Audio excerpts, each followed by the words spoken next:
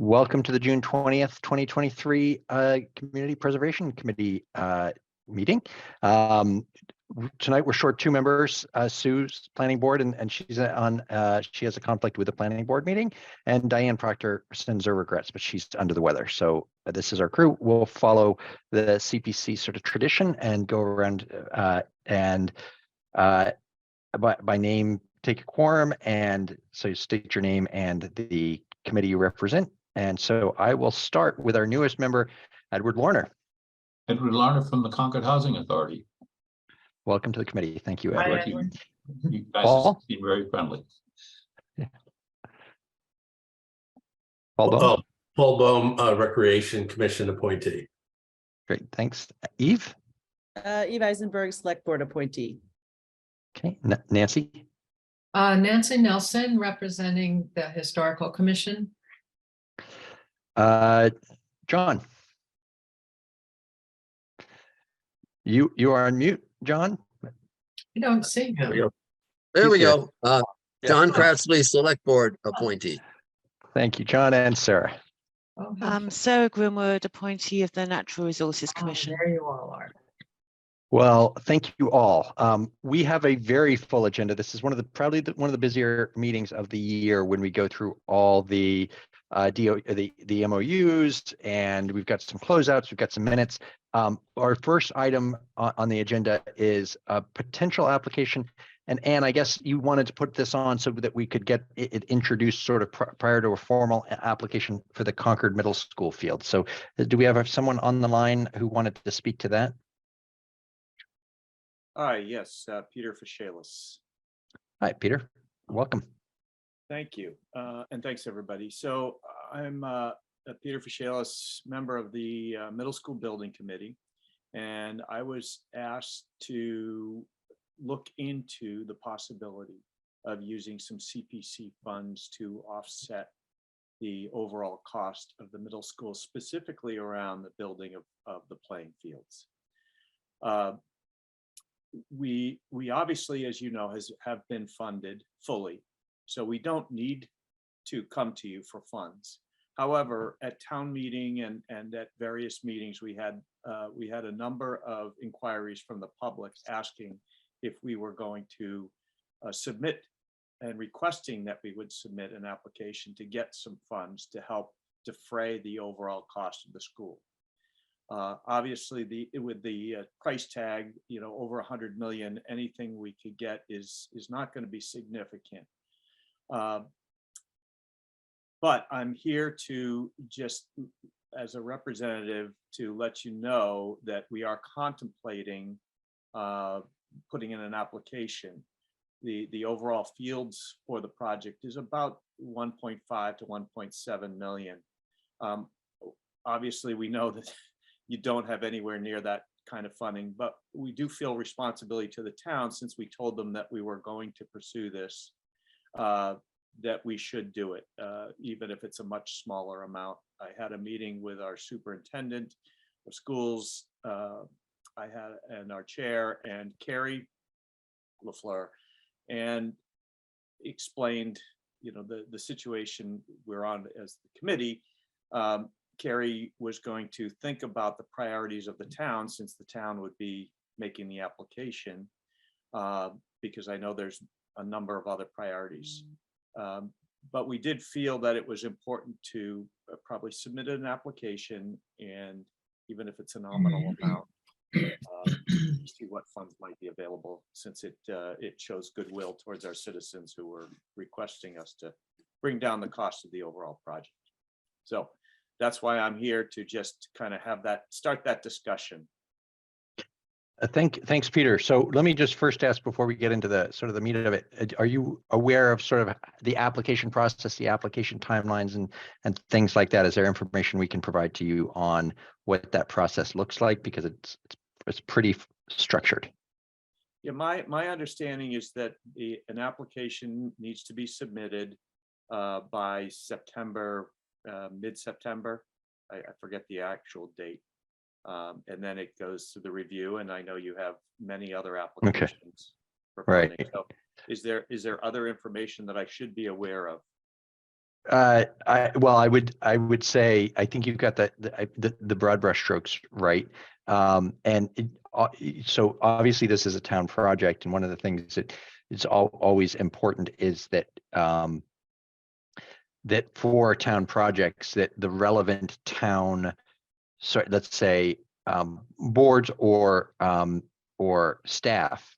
So for example, I would presume that the superintendent and the town manager would be on this application, are applying, so that we're clear who's supporting it. If this is recreation facilities, Paul, I'll give you the floor on this. Maybe the recreation department, the recreation commission is supporting it, or is on board. Also, as you're right, as you pointed out, the project amount that you referenced is more or less in the ballpark of our entire funding on any given year. Our funding needs to be divided amongst different categories of spend without neglecting any particular category. And by far and away, what seems to be the category that has the most focus right now is affordable housing. Right? And CPC, it's sometimes, to me, as sort of the member of the public looking in, it's a little unclear on why some town spending gets put into the CPC budget through a request versus goes into general budget request and so forth. When it comes to school funding, obviously the schools have their own budget process, which is pretty dedicated. There's a lot of focus on that. So I think that it'll be interesting to see what other committee members think about moving some of the school funding over to this. There's obviously precedent for breaking out recreational funding with this CC or not CC at play, excuse me, the high school funds and the like. Anyway, anybody else have any thoughts or anything they'd like to convey to Peter at this stage? Paul, you've got your hand up. Yes, please. Yeah. Hi, Peter. So I'm a member of the Recreation Commission. So I'm discussing two things here. One is sort of overall town budget, and then the Recreation Department's interest. But a question first: when you say that you're interested in the middle school committee's interested in defraying the costs of the project, does that mean that if CPC funds, let's say, $1 million, that $1 million won't be spent elsewhere? It'll lower the project, just come out of the budget? That's correct. It would come out of the overall borrowing that we would need to do as a town. Right. Okay. And the only, I think it's obviously a very worthwhile and important project. The question is, like, in talking with Anna McEwen in the Recreation Department, the issue of, like, how should I put it? Who's doing what? Who's in charge of what in town is always very fluid in our town, which is okay if we all coordinate everything. But I wanted to let you know that the Recreation Department's in the middle of their strategic planning, and that project was actually funded by CPC to put together that plan.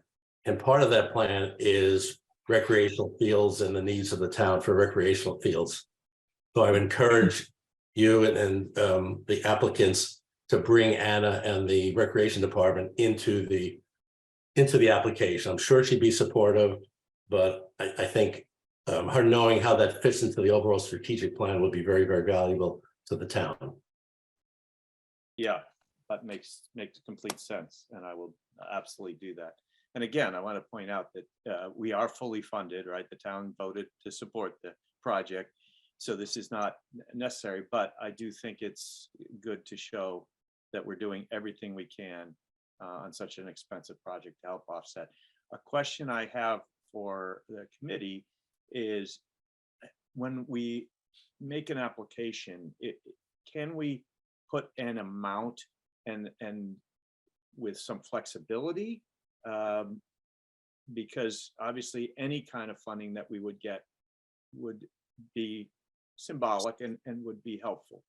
I don't want to overshoot where, if I request $1.5 million and you say, well, we can't do that. So how do we come up with a number, I guess, since we do have flexibility? Well, Peter, maybe you could clarify for us at the outset. So were the recreational fields within the scope of the plan that funding is approved? Yes. Oh, okay. So really what you're talking about is, at this stage, what we're contribute, if we don't contribute money, the fields still get built, but but their debt burden, if we do contribute, is lessened by some percentage. Exactly. Yep, the fields were on an initial value engineering list of things that we would potentially have to cut if the estimate came in too high or if we didn't get approved. Mhm. Right, yeah, and you did. But You have to do we that. did, so. Okay. I mean, I don't think we've quite been here before in terms of how much we want to contribute when the funding has already been there.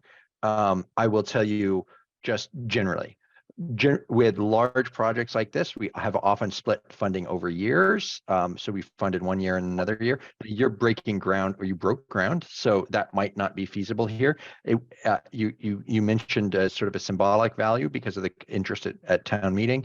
What I would guess is some smaller amount. When you request an amount, we may not fund the amount you request. We're not obliged to do that. So we may look at it and say, they requested $500,000. We're going to fund $50,000.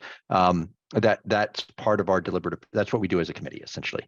With that said, let me turn to John and then Eve, who in order. Thanks. I was just curious what the fields consist of.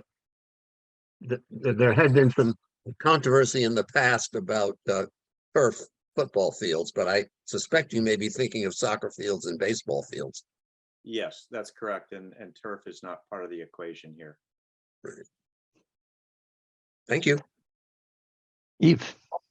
My only thought is that it might be good to tie a piece of the field to your request. So if it's the fence or the plantings or something very specific, that's easier for us to promote with the town and to justify the funding of, not justify, but talk about, I guess. That's my only comment. Right. And also administratively track that's what the funds were used for and so on and so forth. Yeah, that's a great suggestion, Eve. Yeah. Paul. Yeah, Peter, can you tell us more about timing? I know that you've had groundbreaking and the new structure has to be built, and then the old school has to be demolished, and then the fields can be built in the footprint of the old school. What's the timing? Would funding be needed in this cycle, or could? We'll be applying for this cycle, but we could also get next cycle because we won't have completed all the borrowing for actually probably several years anyway, because of the stages, and we won't borrow it all at once. And presumably the field construction's at the end of your process, because our funding, if it's got to go to a specific thing, it can't be just for general fund drawdown. It can't be for school construction, in fact, but it can go to recreational facilities. So that's the tail end of the project, right? As Paul suggested. Correct, because the school, Yeah. Right, they're going to go on the site of the existing Sanborn school. So until that is actually removed, we can't even begin that part. And I think that speaks to Burton's suggestion about maybe funding this, considering this funding over 2 cycles, splitting it up because you don't need it all up front.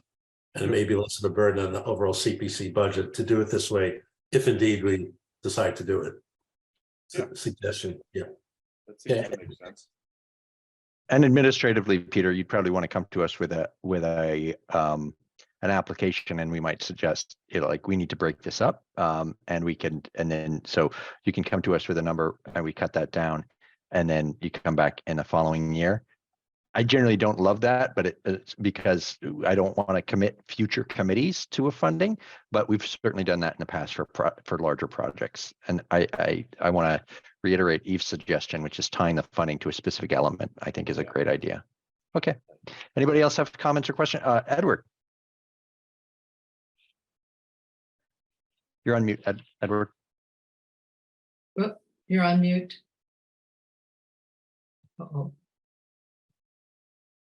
Yeah. There we go. Okay, sorry. There we go, Edward. Yeah. My point was, there was a lot of controversy about the middle school funding this past year, and it all seemed to be tied into the same controversy about the high school 10 years ago.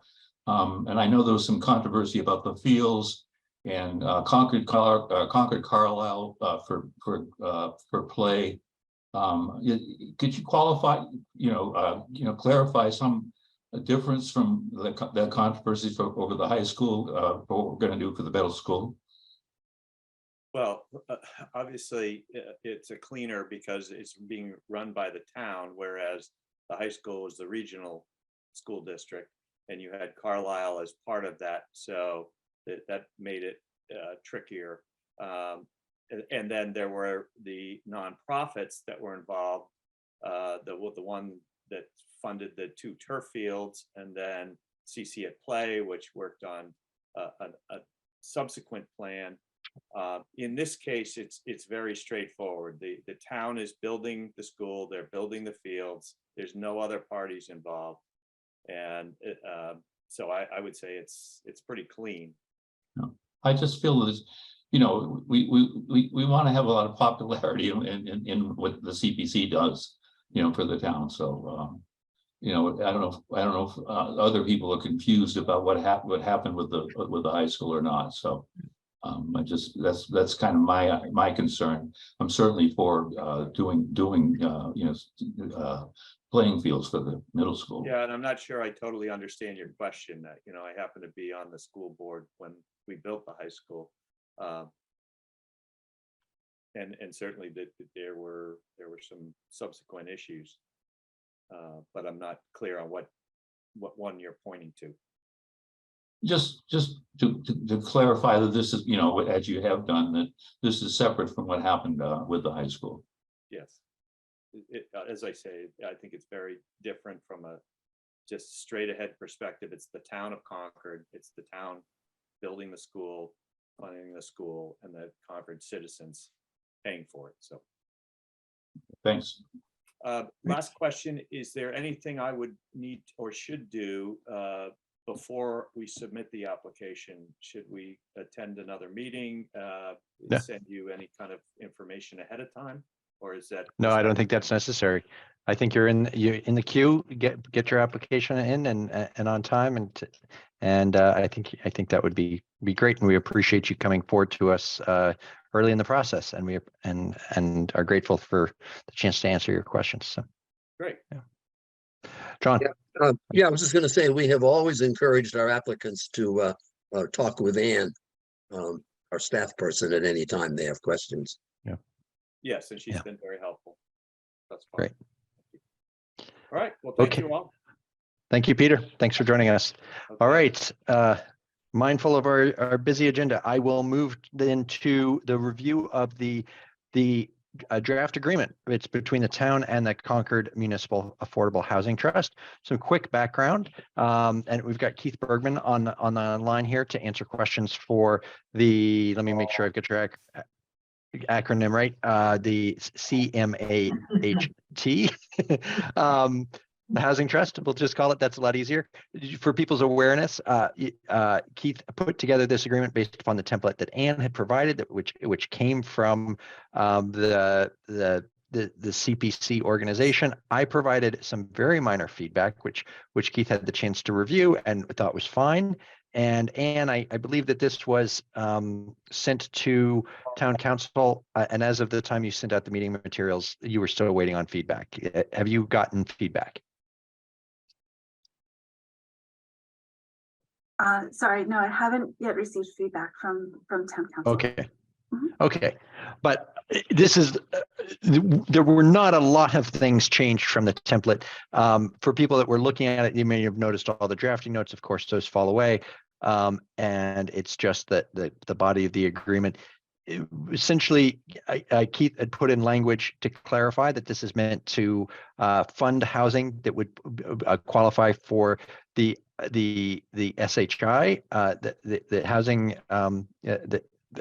inventory, and I provided a little bit more language, drawing some terminology from the statute on it going towards community housing, which is the term used in the statute for what we can fund, and specifying, just based upon a conversation we had in our last meeting, that this shouldn't be used for general fund administration, which was not an issue because the fund administration expenses come from other sources.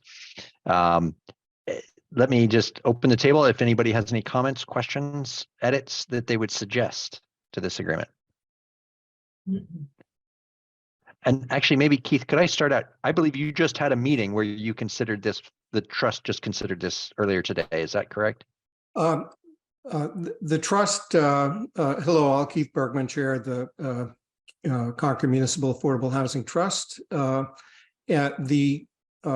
The trust took an authorizing vote at our meeting last week, authorizing execution of the agreement, subject to approval as to form by town council, so that if there were minor changes that council had, we wouldn't need to take a further vote.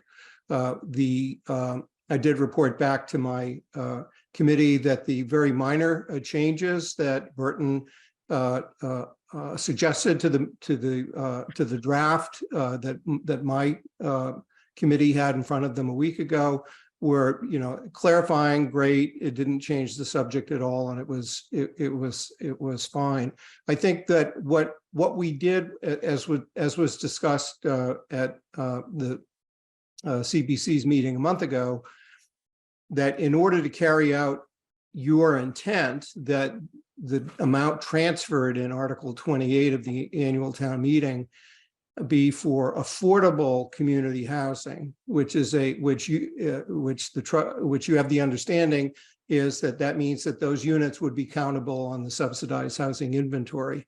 That the way we approached it was simply to put that definition into the grant agreement in a whereas clause and in the performance. So that we all know what it means. I would say that should even survive any review by town council, because basically you're not going beyond what you're allowed in the statute. Rather, you're limiting yourself to, you could go up to 100% of AMI. You want to go to the 80% that allows the units to be counted. That's a contractual agreement that we're making consistent with what are the understanding of what affordable community housing means, and that's the term that town meeting voted on. So very happy with the outcome, and if there are other funds that the trust needs to do higher than 80%, or for administrative things, we have other funding sources that we could tap for that. So thanks. Thanks for that explanation, Keith. John, you got your hand raised. Yeah, Keith, I'm just looking at, I guess it's page 3, C and D. Under no circumstances can it be used to rehabilitate on C, but it can be used in D to reuse. I suppose when you reuse, you may have to do some, I guess I won't call it rehabilitation, but you might have to do something to reuse them to be habitable. So I Right. assume you're not worried. I assume you're not worried about that. Not worried about it, because both C and D are referring to definitions in the statute itself. So whatever that means, as Stuart Saganor at the CPC Coalition will tell us what he thinks it means and what our limits are, that's Sure. what it means, and we're perfectly fine with that. Yeah, good. Well, I'm glad you can reuse as well as construct. Well, yeah, I mean, John, the way I read those, that jumped out at me too when I read this agreement was that they clearly they want this agreement to be this agreement is meant for when you're creating new housing, not just rehabilitating it, and it's not ruling out converting a building that is not affordable housing into affordable housing. So that's the reuse element. Yeah. I think good goals of the statute. No, I like that. Okay. And so I think tonight, Anne, but correct me if I'm wrong, procedurally. Well, actually, I did have one question, Anne, and I don't know if this was in the template. I was confused as to why this committee needs to sign the agreement. We're not parties to it. I can understand maybe we're showing that we assented to it, but that was, I just wasn't sure. Was that something where you decided to add the committee's signature, or was that in the template? I haven't added anything, let me see. This, so on the very final Oh, page, oh, it's, no, it's, no, it's that's got a right. This is signature. exactly as it was and provided by the coalition. So I Okay. did not add that. That's part of the standard. Okay. Mhm. I had two thoughts on it, which was it's rare to have an agreement signed by somebody who's not a party to it, though sometimes it's acknowledged by others. And it's administratively a pain in the tuchus to get a bunch of people who are meet virtually to sign something. I don't have a problem with it. I've got to show up to sign a bunch of papers for you after this meeting anyway. But maybe hopefully we can do virtual. We can do digital copies of those signatures, because you're not going to get everybody's signature on one page unless you walk it around town. If we vote on it, can you sign on our behalf, Burton? Can I? Well, I guess I've certainly signed on other people's behalf, but only under a formal power of attorney. So Okay. I don't, which we're not doing here. Okay. I'm not going to ask any of you to grant me a power of attorney. I think I suspect we might each have to go in and sign it, or otherwise it gets mailed serially around or walked serially around. That's why I asked the question, because it does seem like a lot of sort of a burdensome administrative task. I can check with town council on that too. That's a Okay. great question for them. Mm. Mhm. Okay. Maybe we're not needed. Right, maybe not. Mhm. Yeah. And if not, I'd be happy to help walk it around. Not the first time, I'm happy to come in. not so bad. All right. Well, with that, I think Anne. Oh, Do you need a yep, motion? Nancy? Do you Yeah, I need was a going to say, I motion? think we need a motion to approve the form as drafted and that it's got our approval. So moved. Eve has you. her hand up too. Oh, sorry. I'm sorry. I don't mean to back us up, but Not at all. under the whereases, I'm going to call it the second one Burton's whereas. I just want to hear from somebody that it doesn't conflict with the fourth whereas, where the grant agreement is being used for community housing as defined by the Community Preservation Act. Well, it needs- Okay, let's make sure I'm following. So, Anne, do you want to put it back up on the screen? Thanks. So you said, but you're worried about Yeah. So what we've conflict between done the is second. we've listed what it's for, which is affordable community housing. Then we've defined affordable community housing, and then two whereases later, we're saying, oh, but it's being used for something else. The purpose of this grant agreement is to ensure that funds are used for acquisition, creation, preservation, and support of community housing as defined by the Community Preservation Act, which I have not read, and I just don't know if that conflicts with affordable community housing that's been stated to whereas above. Yeah, so this was a little bit in our drafting for what happened. This language is a bit of a consequence of the drafting of the article we put before town meeting. What we put before town meeting was we request that we put this funding towards affordable community housing. Under the act, the term that's used is community housing. Mhm. And then what we want to support is more specifically a capital A affordable housing, which it meets that SHI inventory definition. Okay, So is it because it's before that it's more important in the hierarchy? Do you know what I mean? And the list? I'm not quite following it, but it's because I'm trying to read and think at the same time. I cannot do those, do two things at once. The affordable I'm- housing also appears down below after the now therefore. I can't tell what number it is, but it specifically limits what the funds can be spent on by saying it'll be next page. Yeah, Looks like- Yeah, the work. There you go. affordable community housing. 3A. That's good enough for me. That works for me. Thank you. Yeah, good. And the second thing I wanted to say is DocuSign an option for this? Boy, that would be. I'll have to check. Anne? I'll have to check with town council. Right. Okay. Well, I would imagine DocuSign is perfectly fine if the town pays for a subscription. Certainly, it seems to be otherwise fine with the rest of the world. Maybe So that's the case. should I reinvigorate my motion? Yes, please. Thank you, Nancy. So I move that we vote to approve the agreement for the Concord Municipal Affordable Housing Trust as most recently drafted.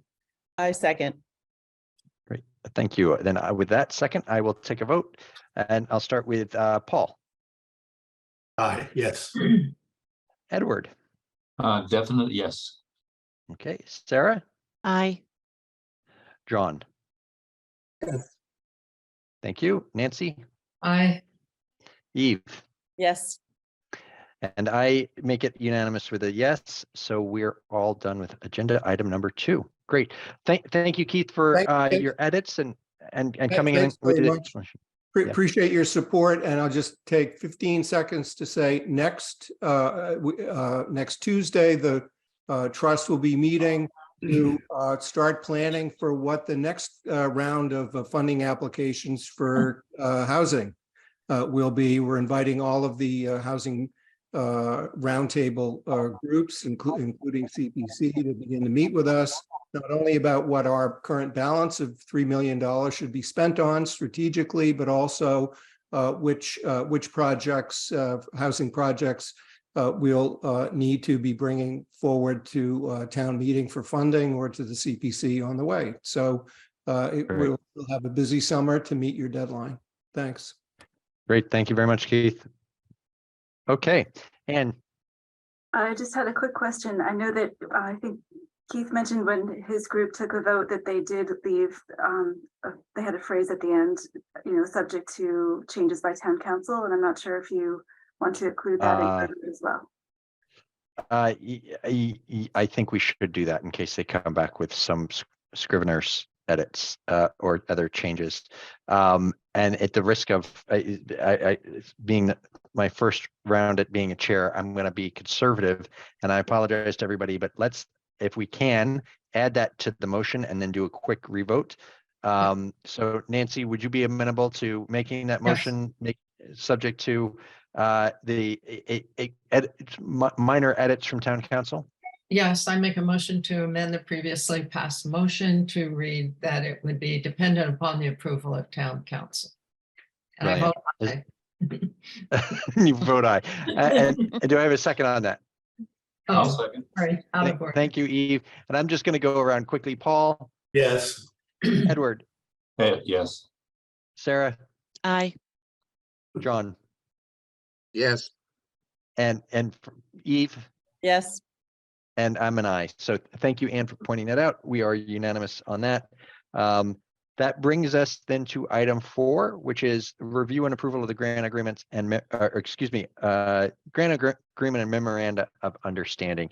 We've got a number of these, obviously. If you're like me, it took a minute to reading a few to realize that they are largely the same language throughout. Some of you, this is probably the first time reading them, but Anne clarified for me that the only differences between them are the reference to the projects in the opening paragraph, the funding amount, the category in which the spending is in, then the next paragraph, which is the project objective, and then jumping down to about the top of the second page for most of these is a condition specific to the project. I guess we could go through these one by one, or we could, if anybody wants to raise particular ones for consideration. I assume some of these are essentially completely non-controversial, but maybe I actually, now that I think about it, maybe just make sure we cover all our bases. We'll go one by one. And so I'll go in order that they were published on the page on our page and by number that I think they had in the article that we passed. So the first one was for the RHSO memorandum. Did anybody have any comments or concerns on that one? No. Okay. All right, that was for regional housing services, 33,000. This is a repeat of what we've done multiple years in a row supporting this project. So no comments. Okay, great. The next one I think was the Bruce Freeman Rail Trail funding, and that I would just note it appears that the the project objective for each of these is essentially just taken from the application. This one had the language that the project shall be limited to the existing Bruce Freeman Rail Trail right of way added to it. Any comments or questions, concerns? I Yes, Paul. don't see,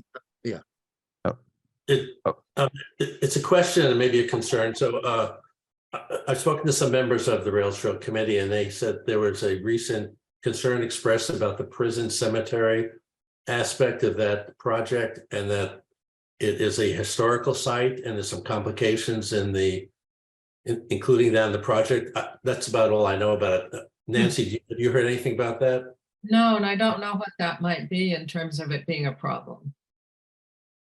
But I don't know if it's a problem or not. I but mean, it is historic, so I would hope that there would be attention to the historic nature of that property and that they would treat it correctly.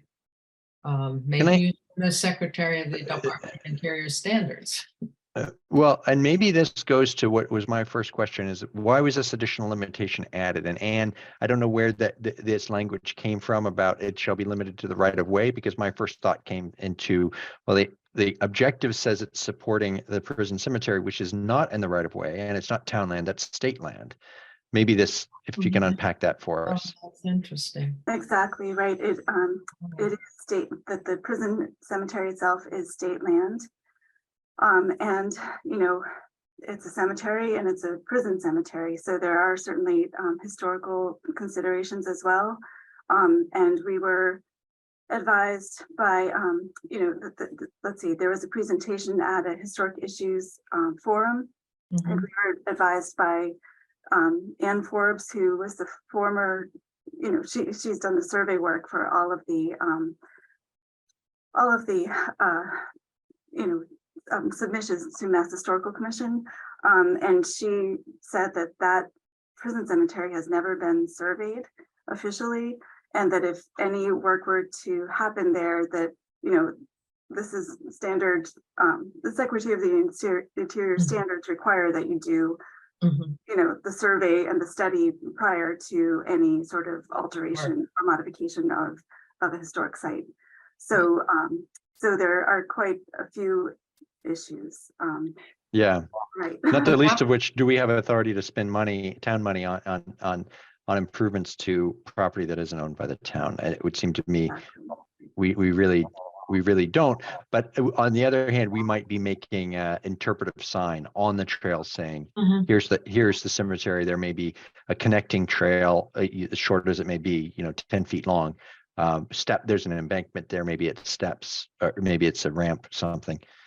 Right. Okay. And prior applications to the CPC mentioned a connector to some sort of something to the state lands, but this time, you know, so we just wanted to make sure that it is a connector and that we're not sort of going onto state land without their. Okay. John, you've got your hand raised. Thank you. yeah, well, yeah, I don't see the language being about the limitation. It's actually in the project purpose. It's one of my suggestions was to recommend that we move it down from the objective section to the section on what's that section called? The require conditions, that it really ought to be in the conditions rather than in the objective, because it's not an objective necessarily to say to limit it only to the right of way, but that's really a condition on the funding, that it be limited to that. And I should mention that it was town council who did make that recommendation to include it. But Oh, really? I'm fine to move it down to the conditions rather than the objective. That's nice. Yeah, I mean, it seems to me it could just go at the end of the first bullet. It's just essentially the same language. To me, a limitation like that seems like a condition more than an objective. Makes sense to me. So Bern, is there any restriction on the interpretive contemplative improvements that are not specified? Is this conversation of any bearing on what this project is, or? Well, it's a great question, Paul, because the language that was, I believe, essentially in the article, I didn't go back and double check this particular one against the original against the article, but I mean, it says that it will be used for improvements at the Concord Prison Cemetery site and what we're adjacent to the BFRT. What we're saying is, no, you can't use it on the cemetery site. You can only use it on the BFRT, and it would be improvements that are done in concert with whatever historical work is done at the cemetery. So it's a little bit of a contradiction. I'm generally hesitant to steer away from the language that was approved at the town meeting, but that said, it seems like, as Anne pointed out, sort of reality intrudes here, and that it's not our land. There are a lot of issues, and now that we've got the legal agreement in front of us, it comes to the forefront, and it's appropriate to have the limitation.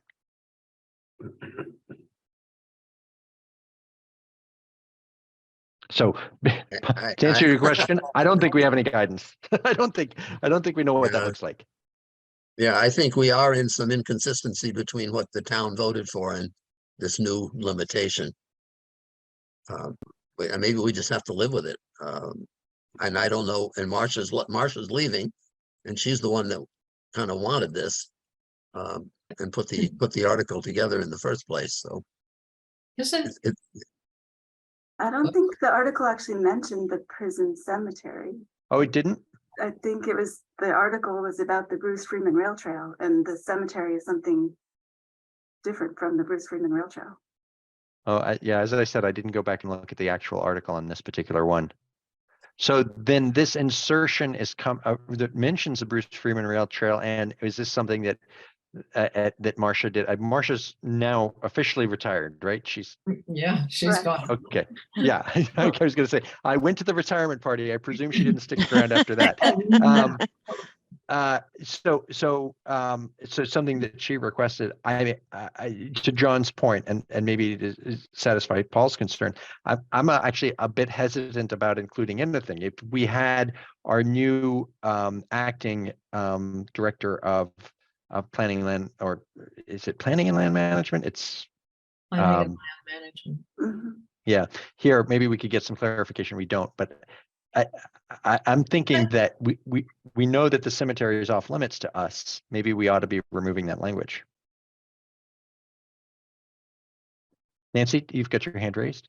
I was just thinking it's sort of common sense that you don't go on to state land without a prior agreement or permission. So maybe it's much ado about nothing. We just don't do it. Yeah, and Is to it the that degree, easy or not?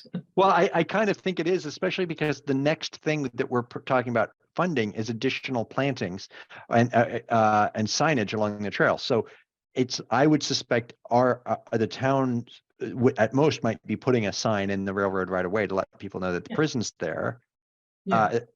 Excuse me, the cemetery's there, but not much beyond that. So I actually kind of think maybe we're taking this out because and we can't spend the money in the site. No, you would never do that. I think that needs to be made clear, maybe to some of the people involved in the project. The I'm sorry, cemetery people? Sorry? I think it just helps to make it clear to everyone involved in the project that, that this does not apply to state land, that this is limited to the rail trail. So that just makes it clear. But I think the question here is whether we're issuing a document which explicitly says that you can do that, when we're saying you can't do that, and they know that, but the written MOU says at the site, improvements at the site, which now we're saying you can't do it. So I think we should remove it or modify it. Okay. Paul, do you want to make that a motion? or maybe we don't need to be that formal about it. Let's just do a hand raise. Can I get a sense of the committee who would be in support of removing that clause specific to the cemetery from both the objective and from the clause on the conditions? And maybe you can put up the MOU so we can see what we're. Sure. What we're. I guess I need clarification too. If you're removing that clause, does that mean you would allow work in the on the state land in the prison cemetery? No. No. What we're talking about is removing the clause that says, it says interpretive / contemplative improvements at the Concord Prison Cemetery site adjacent to the BFRT. We would remove that language. We would keep in the language that clarifies that our funding can only be used in the right of way. Oh, okay, got it. You could also just say adjacent to the cemetery site. But We could do that as well. That's an alternative. It's a good suggestion, Nancy, that there may be Yeah. improvements adjacent to the cemetery Yeah. site. So That would allow, instead of- that would allow, yeah, that would allow the sign. yeah, simpler. Perhaps.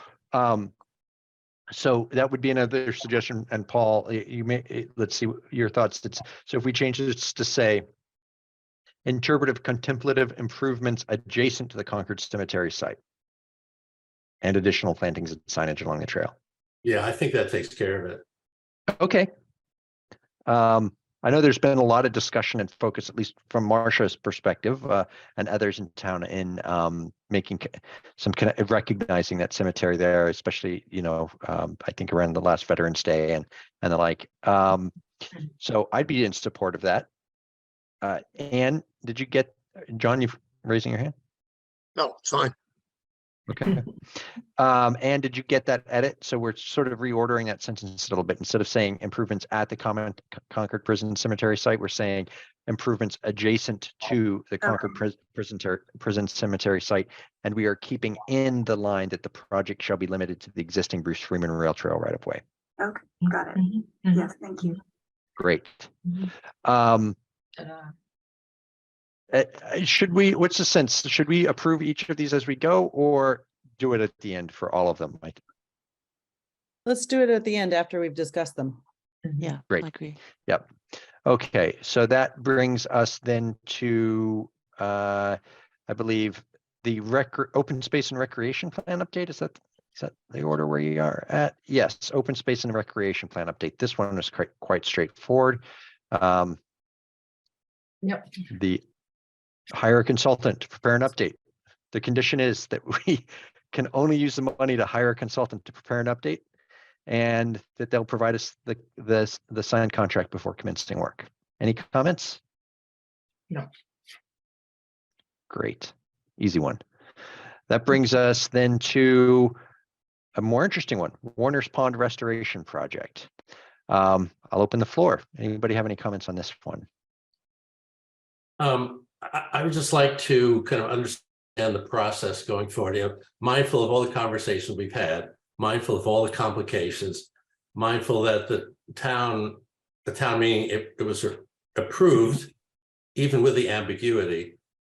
What happens after the project is actually defined? Let's say the dam removal is the project, so it's no longer a dredging project, but it's still under the umbrella of ecological improvements and et cetera.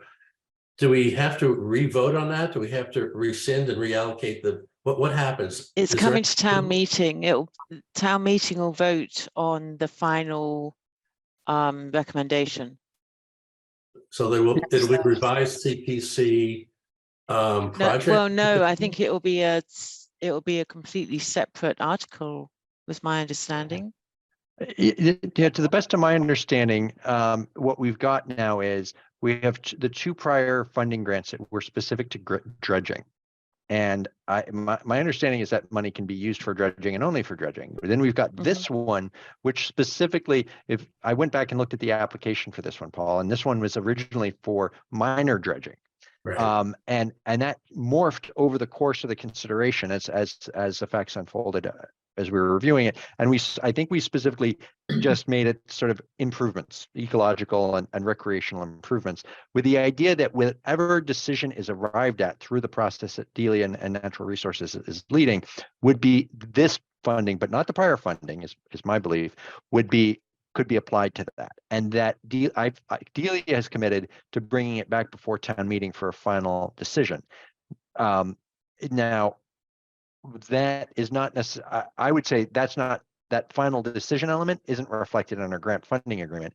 And just speaking for myself, I would say that I don't think the CPC should be determining an outcome on that deliberative process involving community forums and the like, that process should unfold, and the I know. CPC should fund the outcome, assuming it meets our requirements. Mhm. So I kind of felt, yes. So Sarah, maybe, yes. but because the first two grants aren't for dredging, I if think the they are for dredging.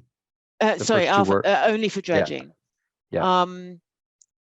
Would we, if the final recommendation is dam removal, which is looks like the way it's going, so that's going to be an article. Would we have a CPC article that says that we want to be able to use the previous two funded for dredging for the dam removal project, assuming Well, it's I think needed? that opens a whole set of, that opens up a series of other issues, because what's been represented from the presentations we've seen on that is that because dam removal is favored by the feds, they'll come in and spend lots of money. And I'd say, I'd like to have that dredging money back, and let's spend it on middle school fields or something, right? Well, yes, I guess so. Although the dam money might come later. I guess maybe we need The Delia to dam money always consider. comes later.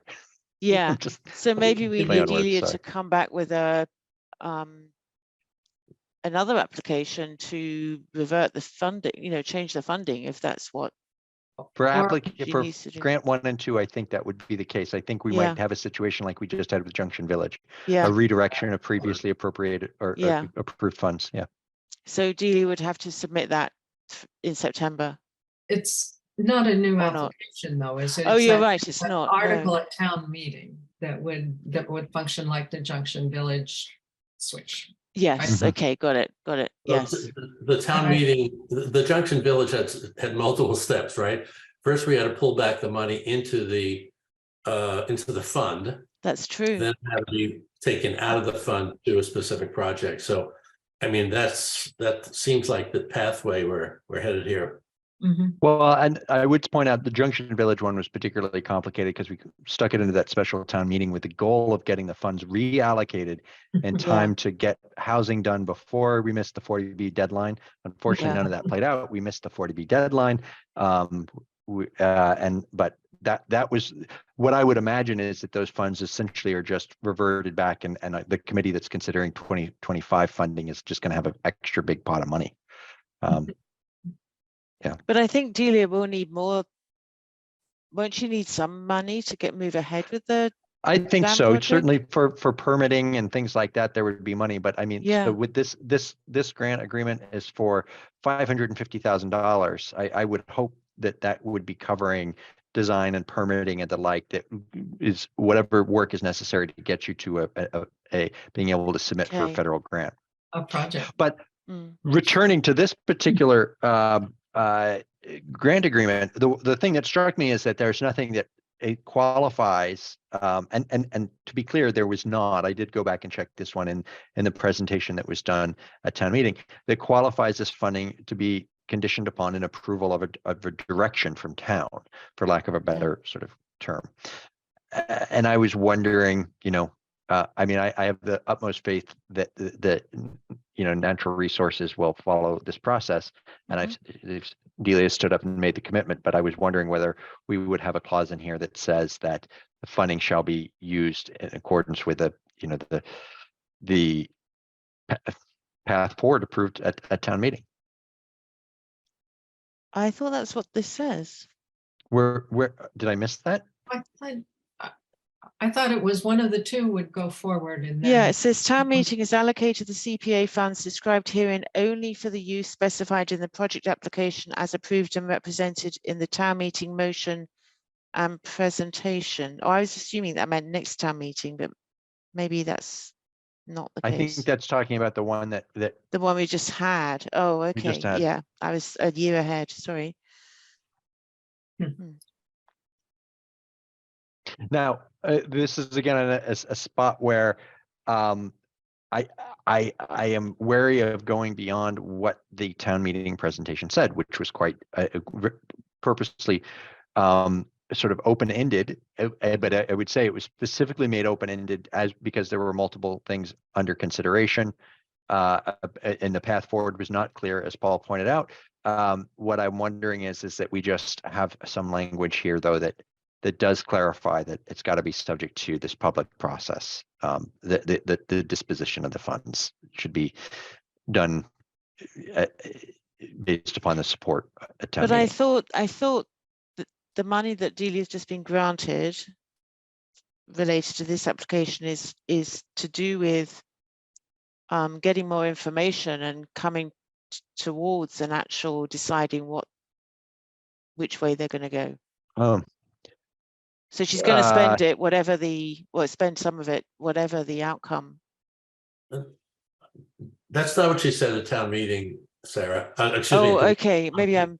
No, at the Warner's Pond meeting, that a consultant was being hired. Yes, no, she other did say that. funds. Is that what you're saying? Yes. Yeah, to help make that decision. Yes. It was the use of these funds to make that decision. These funds were going to be applied to whatever decision was made. Mm-hmm. And there were 3 alternatives, right? The dredging. Yeah. Removal and no action. Right. And that study and that information was going to be used to make that decision, whichever it was. Correct.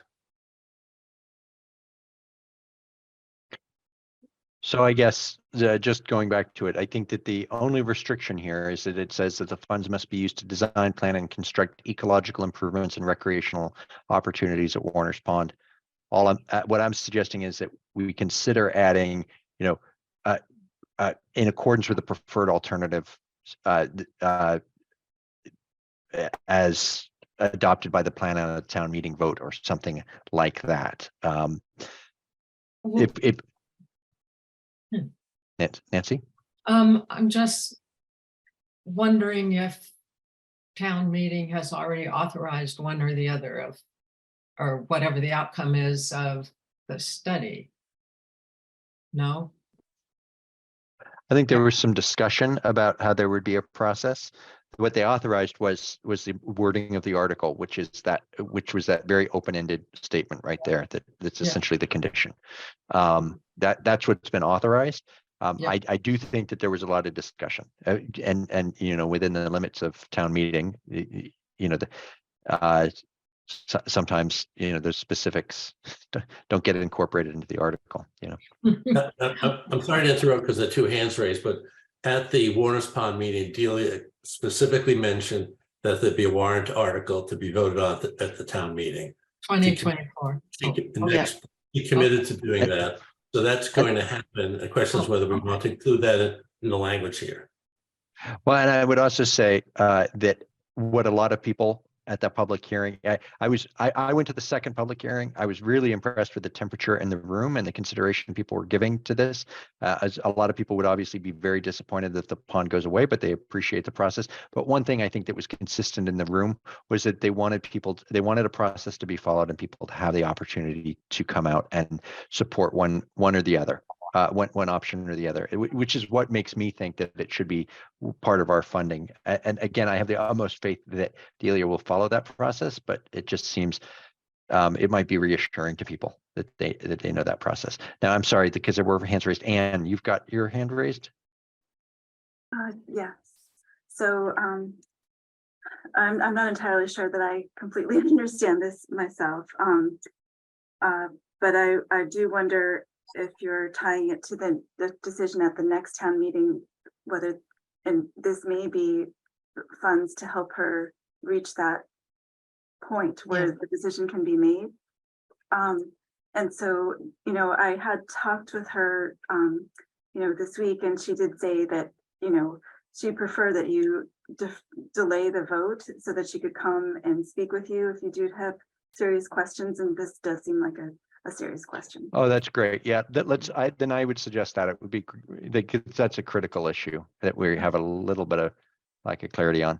Okay, if we can do that. When is our next meeting? I always sort of think everybody goes away during the summer and we come back running full freight in September. There's one on July 18th. July 18th. Okay. Then what I would suggest, I think that's a good idea, and we table this and ask Delia to come back that time and maybe let her know that the issue we were kicking around was whether the disposition of the fund should be tied to the town meeting vote that she's going to get. Okay. Turn one Yes, last Paul. question. So Yep. apropos of the previous funding, which is 750,000, which has already been committed.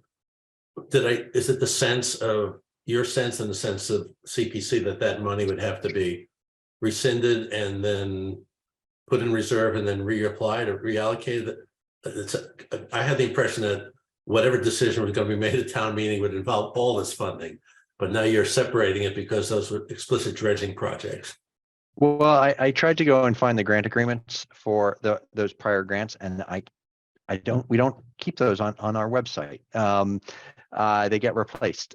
So that actually, I mean, is maybe, and I hate to hand out homework, but it would be great if we could get copies of those grant agreements. I do believe they were specific to dredging, but I wasn't able to review them before this meeting. They And were. I would say, They were. okay, then it's my view that's a restriction. It's dredging. It's not removing of dams. So I do think we've got to go through the two-step process of reclaiming those funds. Mhm. Okay, thank you. Okay, so the outcome on that one, and we'll go back over this at the end, but I think we're going to table it to get some input from Delia at the July meeting. Then that brings us to the cemetery stone wall restoration project. Pretty straightforward, describing the project objective, but with the additional language that was added to this and the other historic preservation project around that getting HDC approval and meeting the secretary standards. And I am going to guess, Nancy, you had something to do with that new language being added. You're muted. Nancy, you're on mute. I'm Still on sorry. mute. Yeah, There we yeah, go. I'm sorry. Yeah, I probably will always advocate for that, but I have another thought, so I raised my hand. Okay, You want me to go now? go ahead, and then John will. It's then a you. general comment in reading the minutes from one of our last meetings. We talked about adding photographs. And specifically it said in future grant agreements or MOUs. And I'm wondering for some of these projects that are going to be visibly changed, if it doesn't make sense to add those to the grant agreements or mostly MOUs, to take photographs before, maybe during and after. I did include that in every single MOU. It's in the body Is of the MOU. Yep. Mhm. Did I go right over it? Well, I'll talk to you tomorrow. Okay. I didn't see it. I didn't see it. I don't see it. Oh, I see. I see. It's project completion. Is that where it is? Let me see. Hold on a As second. outlined in procedures manual, the final report shall include narratives, a detailed expenditure, blah, blah, blah, and any other. What happened to photographs? I saw it with my own eyes. It was right at the very end, I Right think, is there. where you saw it, and that may satisfy during. one element. That's the after element. Are you on the after element? Oh, before, during, before, during, and after photographs. Thank you. Wow. Thank you. Yeah, that. I'm sorry, my eyes are not so great these days. Yeah, so, okay, fine. Great. I'm good. I think that will be really valuable, actually, in showing the difference that CPC funds make to the town and our resources. Yeah, I like that. And I like the secretary of these standards being added. There's a stone wall in my neighborhood that not too long ago got hit by a Wow. car, and it was repaired in a manner that, well, it will forever be memorialized that it was hit by a car. It's it's remarkable how badly it was repaired. So you can imagine, especially with, somebody goes crazy with a mortar. Also, the professional qualifications for the team, I think, is really important. And Right. I guess the one question I had on some of these things is, obviously this adds cost and expense. I mean, these are important things that they be done the right way, but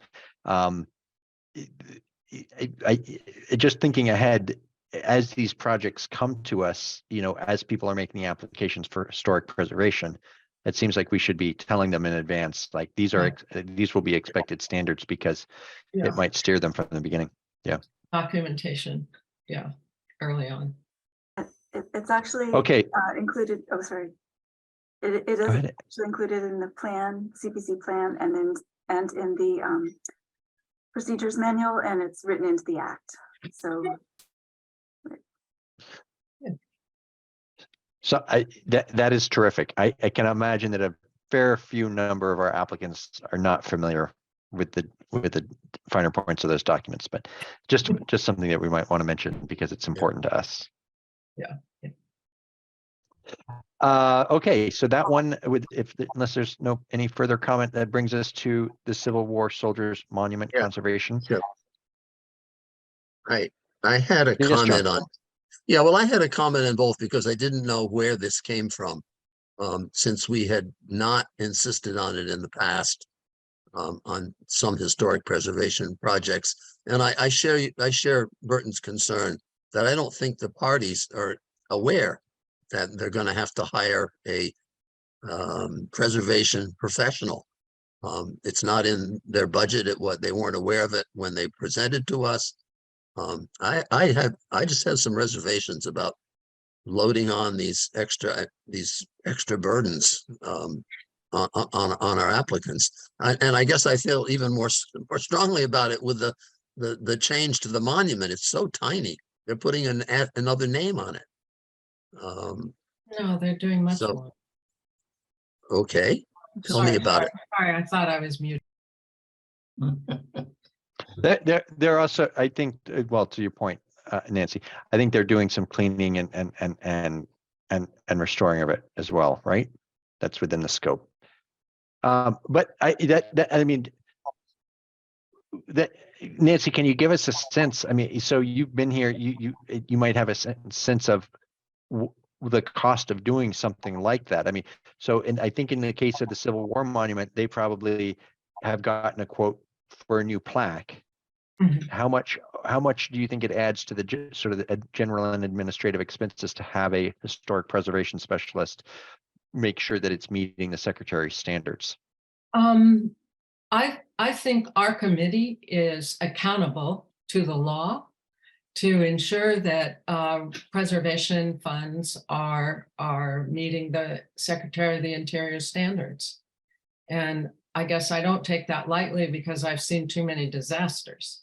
So in And when you terms refer, of cost, I think you could build that. If, to John's point, the important thing is for applicants to undertake that requirement when they're applying and to build that into their budget and to do it right. and when you refer to the law, are you, and I think Ann just answered this already, but is that the requirement of the CPC that it be done in accordance with the Federal Code of Federal Regulations on this point? it's a requirement of the act.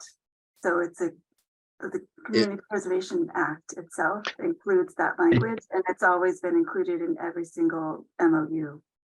But Okay, is so the preservation professional required by the CPC Act?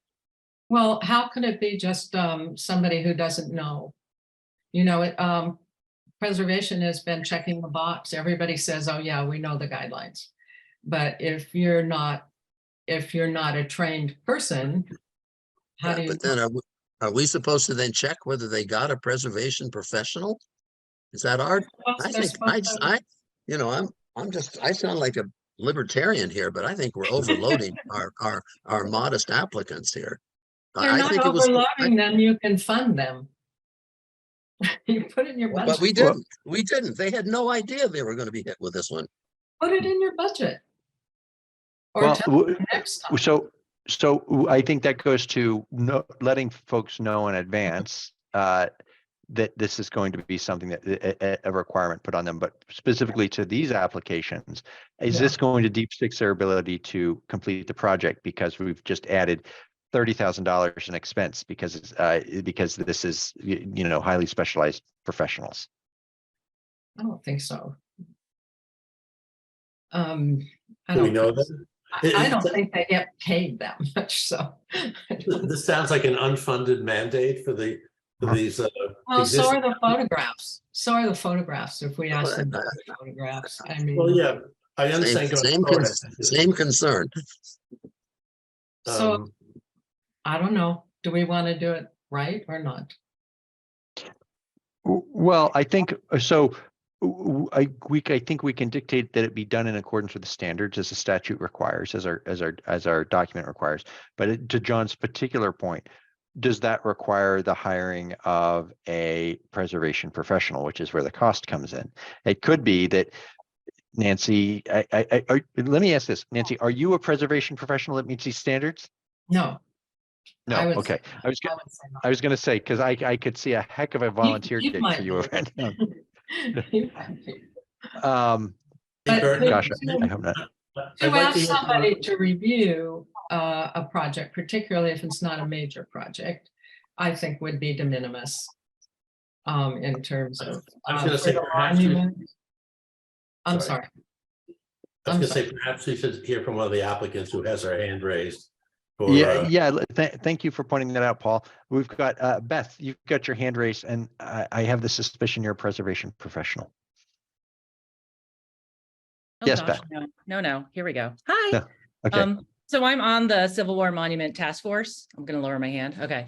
And we are planning on hiring somebody who meets the standards. It's actually in our bid. And we went to the town and we got a copy of the old bid that was created for the monument that is in Sleepy Hollow Cemetery. And we followed what they did, and they used somebody. That was what we were told we had to do. So we are already planning on it. That's in our bid. So it's Interesting. not, Okay. we're expecting it. Okay. Okay. And can I ask, what made you aware that you needed to do that and have that in your bid? We looked at an old bid. Okay.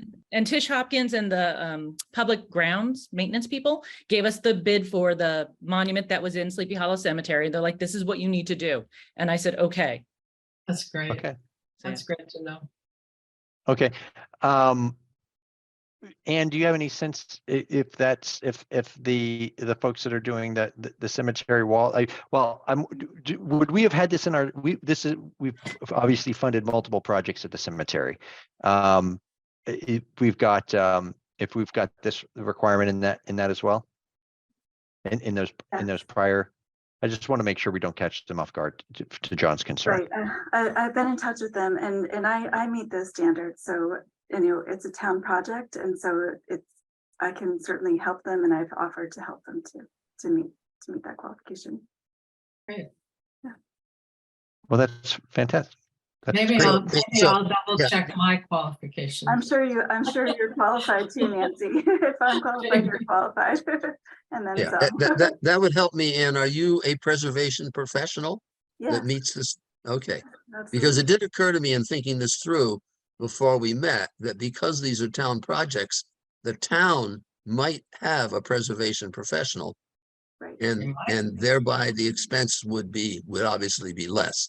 But as I said, my big concern was these projects might not have known that they had to have this requirement applied to them. Okay. Well, it sounds like we may have been saved by Fantastic. Beth's foresight and Anne's expertise. John, without driving you to move across the border to our northern neighbor, are you comfortable now with this? Yeah, I think it would be good to have this somewhere in our application materials. I know the Secretary Standards requirement is there, but something about the preservation professional as well. Yeah. For future applicants, but certainly understanding now that Beth planned for it and Anne has those qualifications for town projects, then I'm comfortable. Okay. I didn't like the surprise element of it. Yeah, I totally And the expense. appreciate where you're coming from, right? So, but with that, let me say, with that consideration fully vetted, does anybody have any other comments or questions around the Civil War Monument or the cemetery walls project? I think they more or less follow the same.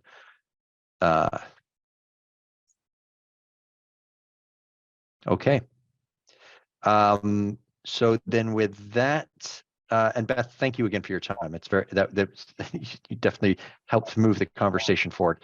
Then I think that brings us to, is it the preservation of town plans, or did I skip one? No, I'm sorry, the Concord Historic Preservation Plan project. So this is funding for hiring a team of preservation consultants to assist in the creation of a historic preservation plan for the town. I think that is our next one. Does anybody have any comments on this one? It's pretty straightforward.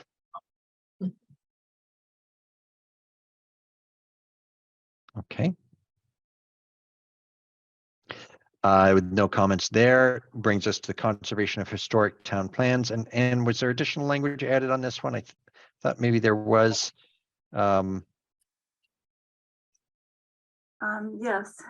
So, this one, the Secretary of the Interior standards don't really apply since it refers to documents.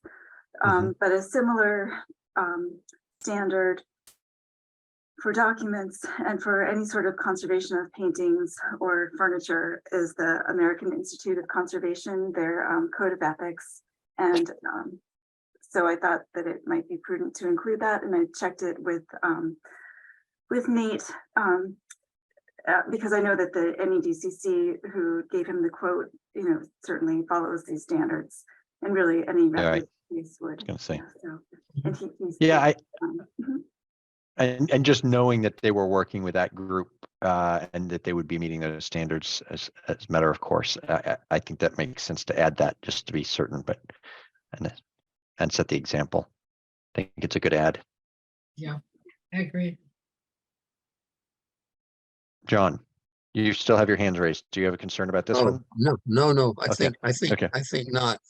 As long as Anne indicated that the vendor involved would conform. Yeah. Okay, that then brings us to the Staff and Technical Services Administration, MOU. We've seen this one many times before. Essentially, funding the excellent support we receive from town staff. Yeah, exactly. Very straightforward. I would. Okay. Yes, Nancy? Just a short reminder that those funds, the request for those funds could be increased to include the hiring of professionals who could consult with the CPC and advise them on things like, secretary standards and whatnot. So we have some flexibility to add other people to help our staff. Yeah, I think maybe, are you suggesting we ask the town to add that to their application? No, not now. I'm saying it would be possible to do that. Oh, okay. One thing I want to make sure that we don't inadvertently pull into our budget is town council costs. There seems to be some vagueness as when you're on a committee as to and things go to town council, who's on the hook for that. And so far, I don't think CPC seen a bill. And of course, all our documents get reviewed. Heard something about that. Okay, well, that brings us through all of them. I'm just gonna, I think then our summary of where we are on these is that we had some edits to the Bruce Freeman Rail Trail to address the cemetery, and we were going to table the Warner's Pond Restoration Project MOU for a July meeting. So may I entertain a motion to approve all of the MOUs, save the Warner's Pond gosh, I can't believe I used that wording, given the signs around town. Approve all the MOUs minus the Warner's Pond project MOU, and with the edits that were made to the Bruce Freeman MOU. I'd like to bring a motion to approve all of these draft MOUs with the exception of the Warner's Pond Restoration Project, which will be tabled in July. And I just want to say, I'm going to have to leave after this vote, and I apologize, but I think we have a quorum without me. Well, I think we do. Yep. Okay. Thanks for letting The us know, motion. Eve, and thanks for your time tonight. And I second we the have a second? motion. Okay, we'll do a quick vote. Let's start with Nancy. I, Edward, Hi, Paul, Yes. Eve, Yes. John, Yes, and Sarah. Aye. Great. And I am also a yes. So, and that means we've approved all with those edits to the Bruce Freeman MOU and with the exception of the Warner's Pond, which I think brings us now, and Eve, thanks so much for your time. I know you're super busy. To closeouts, we had 5 closeouts for prior fund for projects that were funded in prior cycles. I don't know if it makes sense to go through each one of these. I just had a couple of comments, and then I'd say if anybody else has any other comments. I was a little bit surprised at the response on the Emerson field improvements. Instead of doing sort of a formal closeout form and showing how the money had spent, it said more or less, to the best of my knowledge, we spent all the funds as appropriate, and we don't know about the drinking fountain. Is that typical? That just seems not typical. And just using it as examples, the other closeout forms where people provided documentation, photography, and the like. And I would have actually appreciated some Emerson Field pictures because I spent a lot of time there. My son was on the track meet this spring, and I don't know, the fields look a little nicer, but I'm very curious how all that $700,000 in funding was spent. You're right, that's not typical. I can try to ask them for more information and more documentation on that. I mean, But of course, the file does include all of the expenditures, documentation on that. I think that the person who provided the report is new as I am, and so it's difficult to report on someone else's project if it was completed. of course, fair. And I don't mean to be overly critical. I just want to make sure that we're applying similar requirements upon similar applicants. And if we've got a closeout form, I think it makes sense to have closeout forms completed for each applicant. And I know that project, Public Works, that was Public Works, right? It was not typically before CPC, and there's been the transition. So I don't mean to be dogmatic about it, but I think it would be nice to get a closeout form from them. Yeah, I agree. We should be consistent. Okay. Yeah. me too. Did I have any other? I don't think I had any other comments on the closeout forms. Did anybody else have? Oh, there was one question I had on the Holy Family Parish Rectory renovation, and it's not necessarily germane to the closeout, but it just had me thinking.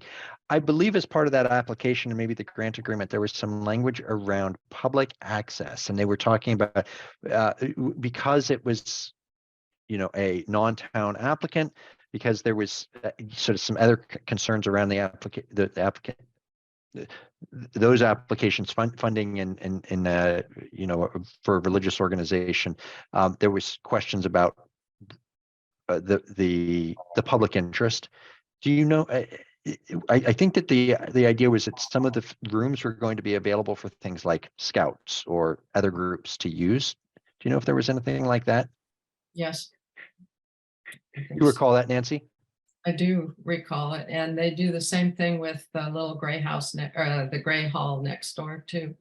They, at one point, they had a big list of who was there, but I could not find that in my files. I don't think, you're looking at the closeout form, I don't think they need to list that, but I kind of want to make sure that we don't lose track of those things. It's a little like conservation easements for trails and things that go across nice property and then they get forgotten about. You know, it is a town interest, and we really did hold the Masons, for example, you know, like a big part of what we pulled out of them was they're making their facility available to I think it was the Roadrunners or the running group that uses their basement, and also opening up their doors, I think once or twice a year for people to come through. I just want to make sure that we're doing the same thing in this case, that it, to the degree we are funding elements of the project, that we're keeping track of the commitment they made to public access. Yes, Nancy. I had one more thought about that. My recollection is that they were going to take the stained glass window, which says rectory on it, and put it on the side door instead of having it be front and center. So I tried to find, I'm not suggesting anything for this project, but I think it's a caution to us. I could not put my hands on the town council memo that I thought spoke to this. And there are two big crosses at the front door. And I don't recall exactly how we dealt with that. They were just asking us for money for the roof, which is pretty much what the old roof was, but not exactly. But that's a minor thing, but it's. I think it was a roof and some interior space, right? Because I remember there being a focus on the interior meeting rooms. Space that would be made available. And that was covered in the pictures that they provided. It looked like they were showing pictures of the renovated meeting spaces. I don't remember exactly, but that's just a caution to us, I think, on religious stuff. I know there's a name for it, but it's escaping my mind that, you know, that's something that we just should pay attention to Secular. in the future. Paul. A question, I wasn't here when that was funded. That was funded under historical preservation. Mhm. And so did that require a specialist, a preservation specialist involving that project? That requirement may not have been there, but it absolutely was a requirement to follow the Secretary of the Interior standards. You're saying under the Guidelines, statute. guidelines. Well, I think it's in the documents that you get back. And it's on the application, I think. I can't remember exactly what, but the Secretary of Standards have always been something. And John, I remember Holly's presentation was followed very closely, the Secretary of Standards, when they did the belfry, because that was a church, but the belfry was not secular. So it was more ecumenical. So I think the Secretary of Standards were still out there. Virtually certain. Well, I think it's fair to say we're moving toward a much more explicit documentation of the Secretary's standards than we've had in the past.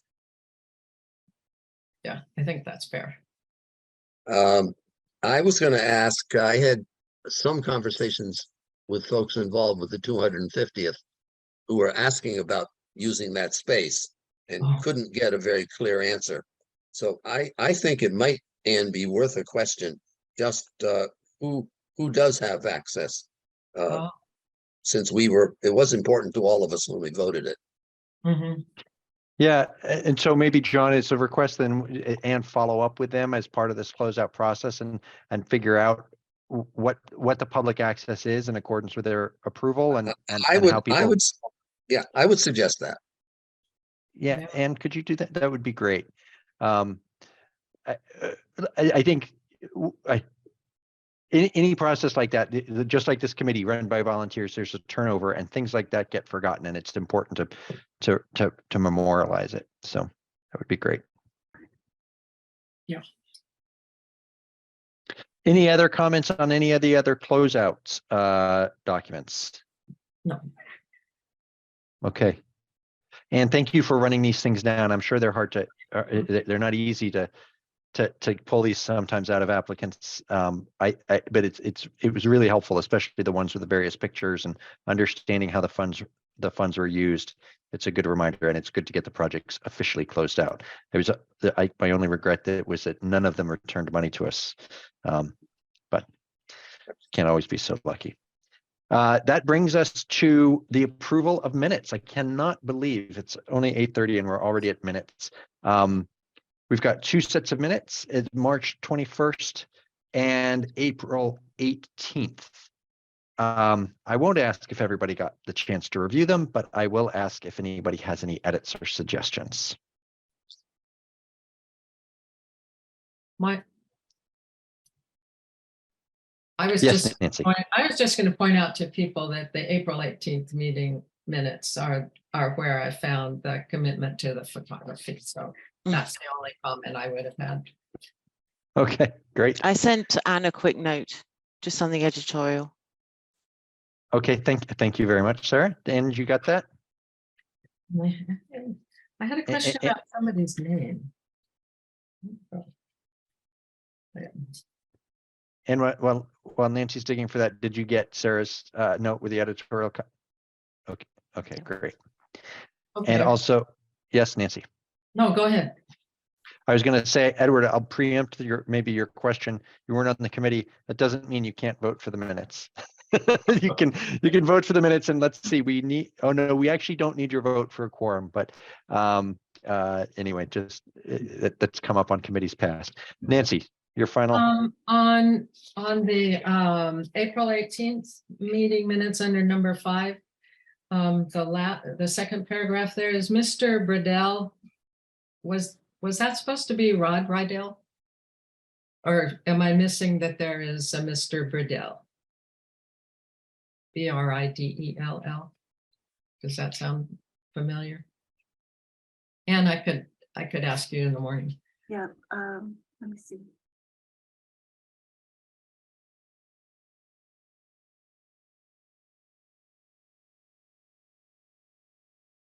Oh, interesting. Mr. Bridell said comment and photographs should be required as part of the closeout process. Oh, you're right. It should be Rob right out, and I think it's spelled incorrectly. That keeps coming up. I'll definitely, I will fix that. Good Okay, catch. thank you. Rob Riddell.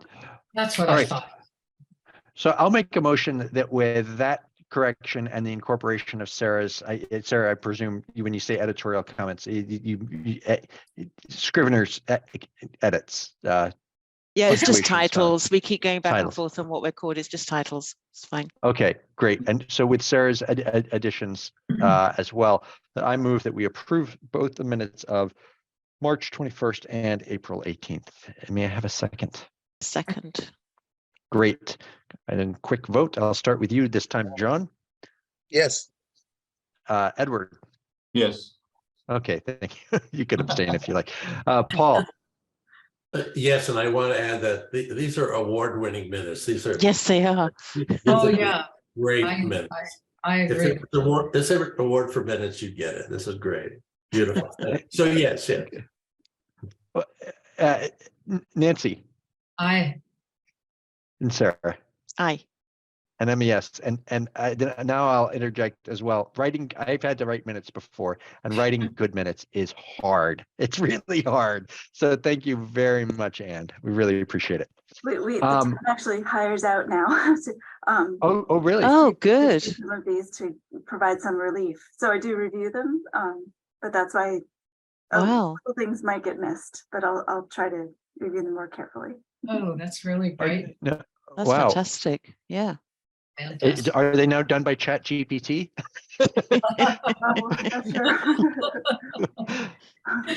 Really, really long. In my day job, I am having to research intellectual property issues associated with Chat GPT. I bet. Okay, Yeah. with that, let's Linda, thank you for sitting through our meeting. I'll give you the opportunity if you've got any comments or questions. Thank you very much. As always, I appreciate all the great deliberation that your committee holds. I would just caution you that it's very tricky, as you could tell from your own deliberations, especially at this point when you're working on the conditions, to anticipate what's going to happen in the next couple of weeks or months in terms of both public forums and possible warrant articles. and not wanting to capture that activity in the conditions that you're currently working on. It's very tricky. I think you did well to find your way through that, but I just caution you to take sometimes take the conservative road on that. That's my only comment. Thank you. Linda, no, it's a great yeah. comment. Yeah, go Let me ahead. make sure I sort of understand the direction you're saying there. So I think what we were saying was we wanted to condition the funding on a future town meeting vote. Are you saying that a conservative approach would be to have that requirement, or just stick to the letter of what was previously approved at town meeting, at the more general in the case of Warner's Pond? I meant that I was referring to conservative in the sense of referring to the previous agreement and town meeting. Okay. And I know that's difficult when you already know a lot of what's in play going forward. Yeah. It's very difficult, but I would just caution you. I think it's a really good caution. My one, we've had two instances lately on the CPC that frankly were necessary given the circumstances, but what made me a little uncomfortable as a deliberative body. One was the Warner's Pond funding when there wasn't an outcome that was directly known. Paul spoke a lot towards that. Paul, I think Paul, I want to give you credit for that. And the other was the moving of the fund over to the housing trust, the funding over to the housing trust without any particular project, where we essentially took our deliberative responsibilities and handed it to the trust. I think in both cases, the funding's in good hands, but I am taking what you're saying, Linda. It's great advice. I also worry about providing funding that then we sort of don't have that. I don't want to say oversight responsibility. We're not an oversight body, but that we're not meeting our obligation to be specific in how we spend the town funds. I appreciate that. And having mentioned the two-step process for the trust, and yeah, again, I heard you talking tonight about anticipating a potentially a two-step process going forward with Warner's Pond. As I recall, a two-step process was not necessary. It could have been all done in one step. So I just wanted, and Right. whether or not that's appropriate going forward, should you find yourself in that position for Warner's Pond, just another thing to think about. Yeah. Okay. Good to know. Thank you. Thanks, Linda. Well, thanks for everybody's attention and for, oh, John, yes, please. Yeah. I just wanted to thank Anne for the very comprehensive project summary and just ask her a kind of an overall question. Is there anyone not cooperating with you at this point? I mean, you're doing just a remarkable job of getting all these reports and giving us this, 5-page, 6-page, 9-page, long document. Is there anyone that's still giving you trouble or not cooperating? No, everyone's been very cooperative. It's been terrific. And I did want to mention that we began the year with 61 open projects with 79 open accounts. So it has been quite the process to sort of go through them and try to close them out slowly and feel as if we're doing our due diligence to make sure that everything has been accomplished. So now we're down to 29 open accounts. Well, actually, make it 30 open accounts with, I think, 32 closed out. Congratulations, that's fantastic. Great work. That's You remarkable. all Yeah. accomplished quite a lot this year. So you should be proud of yourselves, with the whole Junction Village thing and the new Concord Municipal Affordable Housing Trust. It's been quite the year, I'd say. Well, I wish Diane was here to give the credit to. But it also goes a lot toward the support you're providing the committee. So thank you very much, to echo what John said. And thank you all for coming to the meeting. Everybody clearly very well prepared and having reviewed the documents so we could move through these things quickly. It's great. If nobody has any further comments, I think we can adjourn and we'll see you in July. We're good? All right. Have a good evening, everybody. Appreciate it. Thank you.